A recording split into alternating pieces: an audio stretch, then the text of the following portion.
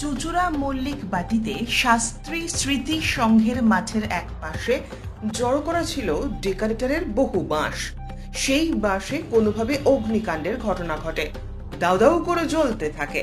পাশে থাকা গাছপালাও পুরো ছাই হয়ে যায়। আশেপাশের বাড়িতে আগুন ছড়িয়ে পড়ার আশঙ্কা তৈরি হয়। স্থানীয়রা আগুন নেভানোর চেষ্টা করে, খবর দেওয়া হয় দমকলে।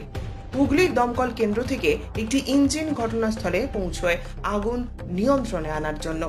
সমস্ত বাঁশ পুড়ে ছাই হয়ে গিয়েছে।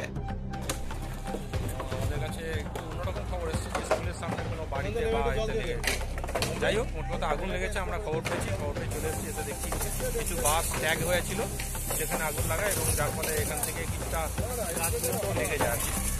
এমন কিছু না, মন পায়, অসুবিধা নেই, কেউ ইনজোর্ড হয়নি কিছু।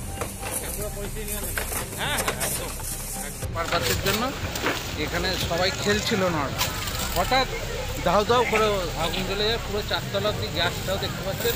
কেউ এখানে কোনো আগুন নিয়ে খেলা হচ্ছে না, রান্না হচ্ছে না, মনে হচ্ছে গরমের তাপে পুরো দাউ দাউ করে একদম পাঁচতলা। এখানে প্রচুর বাঁশ রাখা ছিল, প্রচুর পরিমাণে ক্ষয়ক্ষতি।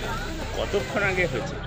এই মিনিট আধা ঘন্টা। তাও আমরা জল দিয়ে যতটা সম্ভব নেভানোর চেষ্টা করেছি, তাও তো চারতলা অব্দি আগুন উঠে গেছে, গাছগুলো সব পুড়ে গেছে। কী করে হলো বোঝাই যাচ্ছে না। এখানে সব মাঠে খেলছিল সব। আপনি কি স্থানীয় বাসিন্দা? হ্যাঁ হ্যাঁ, যার বাসগুলো হয় আমি তার দাদা। আচ্ছা আচ্ছা, এই নাম কি আপনি? আমার নাম জিতু দাস।